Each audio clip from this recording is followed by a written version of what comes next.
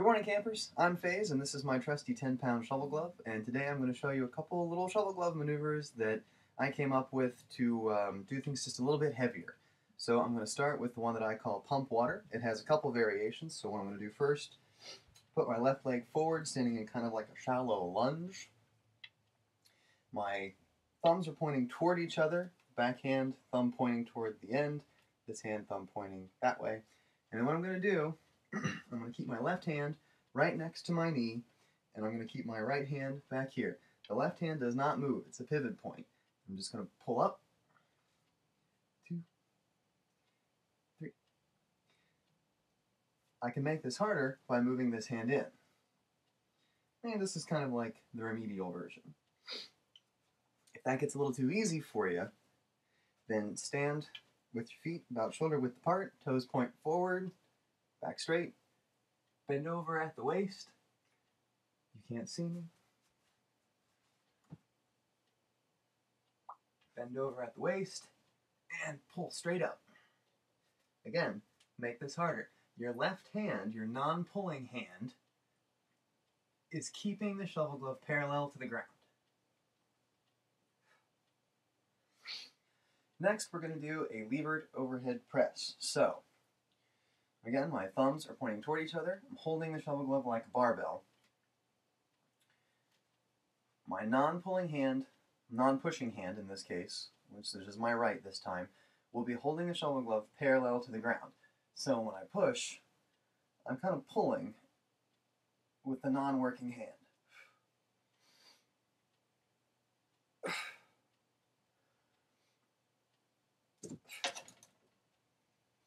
Don't break your ceiling fan. Next is pretty basic. A levered curl, which I've also seen done with club bells. Again, this time I'm going to hold the shovel glove in sort of a mixed grip. Maybe this is a little more conventional. Palm down in the back, palm up in the front. Stand however you're comfortable. Curl with the right, and control the back end with the left.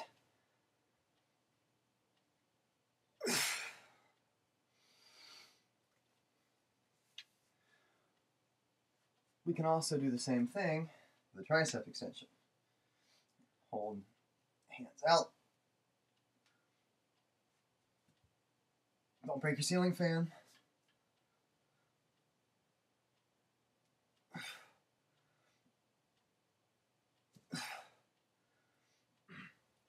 Alright, next we're going to be playing with something that's still a little experimental for me, so I'm very much open to any criticism or advice you might have on how to improve this.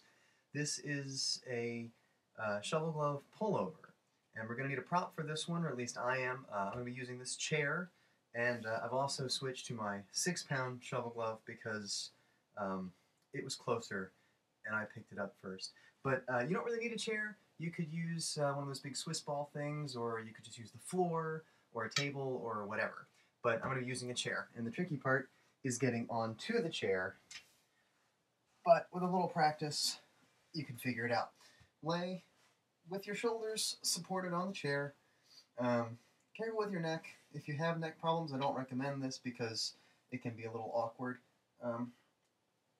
Now, what you're going to do is we're going to be working with the left arm, and so it's going to be free and nearer to the head. Again, the free hand, oh god, my cat. We're going to be working the left arm, as you can see, so it's going to be positioned nearer to the head. The right hand will be keeping the back end stable. So, extend the shovel glove over your head. Don't let it drop too far. And pull it over to point at the ceiling. Let it back.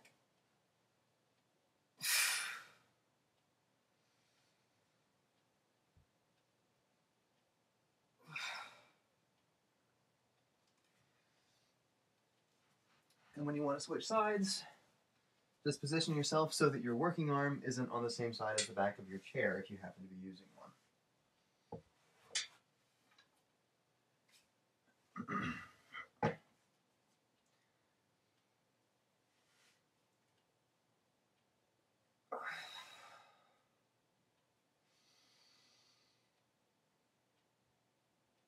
This is my assistant, Tux. I'm going to finish off this series with another chair maneuver. This one I've referred to as the giant wrench because it kind of makes me think about laying underneath of a car or a piece of machinery, manipulating some massive wrench or something like that. Really, this is just a Shovelglove bench press. Once again, I've got my chair out, but again, use a Swiss ball, floor, whatever turns you on. So, I'm going to ease back onto it with my shoulders supported by the seat of the chair. My non-working arm is on the free, or excuse me, my working arm is on the free side. I'm going to hold the Shovelglove, really whatever's comfortable for you. I vary a lot. This time I'm going to have both thumbs pointing toward the dead end, the butt end, and I've got my palms facing each other. So, what I'm doing, got the bar on my chest, the handle on my chest like a barbell, and I'm just going to push it up. Notice the non-working hand, once again, is keeping the Shovelglove parallel to the ground.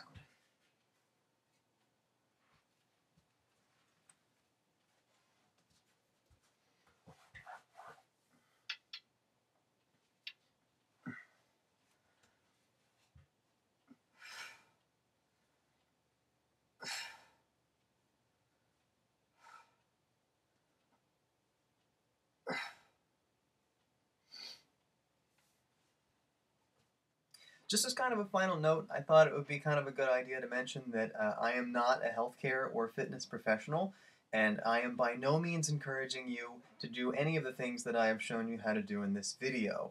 They're just things that I do that I thought were fun and that I thought somebody might get a kick out of watching me do here with my sledgehammer. So, you know, if you feel inspired and you want to do these things, then, you know, by all means, have a good time with it. But don't sue me if you should happen to kill, maim, or otherwise damage yourself, property, or pets. That would be good.